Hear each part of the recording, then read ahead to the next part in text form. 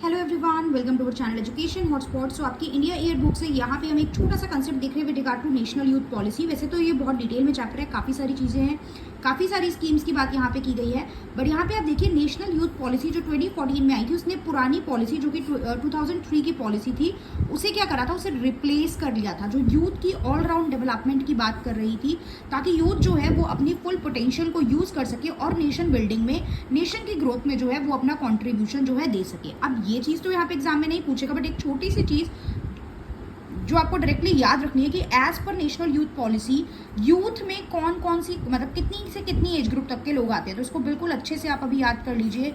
15 to 29 years of age group comes under the youth as per the national youth policy 2014।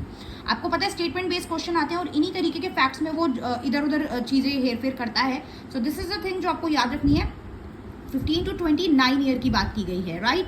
और यहाँ पे आप लोग जो बात करेंगे कि आपको इस तरीके की एक वर्कफोर्स क्रिएट करनी है, मतलब यूथ ट्रेंड होगा, उसकी ओवरऑल डेवलपमेंट होगी, तो वेरी ऑब्वियसली वो कंट्री में इकोनॉमिक, सोशल, हर तरीके से जो है कंट्रीब्यूट कर पाएगा। तो वो इकोनॉमिक डेवलपमेंट में पार्टिसिपेट करे, आपके सिविक एंगेजमेंट में यहाँ पे रहे, और हर लेवल पे उसका पार्टिसिपेशन जो है वो हमें यहाँ पे देखने को जो है मिले। B it governance, B it मतलब इक्विटेबल अपॉर्चुनिटी क्रिएट करना। तो यहाँ पे यूथ पे हमें जो है फोकस करके चलना है as per this national youth policy.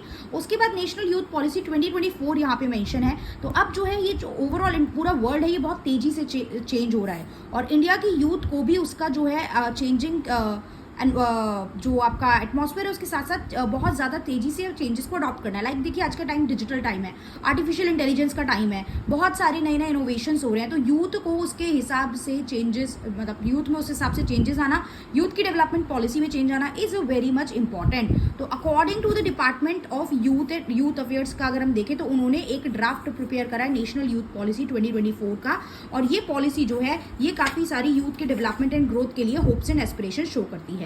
अब ये बहुत सारी स्कीम्स थी जो यूथ के लिए मतलब जो डिपार्टमेंट ऑफ यूथ अफेयर्स की तरफ से थी, बट इनको मर्ज करके यहाँ पे अब राष्ट्रीय युवा सशक्तिकरण कार्यक्रम में मर्ज कर दिया गया, और ये it is a new name जिसमें ये सारी स्कीम जाएंगी। उसके अलावा हमारे पास नेशनल सर्विस स्कीम है और Rajiv Gandhi national institute for youth development जो है वो हमें देखने को मिलता है। So these are the name of certain scheme. But हाँ, जो यहाँ पे याद रखने की एक इंपॉर्टेंट बात थी that youth covers the age group of 15 to 29 year. Clear? तो आई होप ये छोटे छोटे फैक्ट के थ्रू मैं छोटी छोटी वीडियोस बना रही हूँ, सो दैट आपका ज़्यादा टाइम भी ना लगे और कुछ इंपॉर्टेंट फैक्ट्स और वन लाइनर भी हम लोग इस तरीके से कवर कर पाएं। सो या that's all, thank you everyone.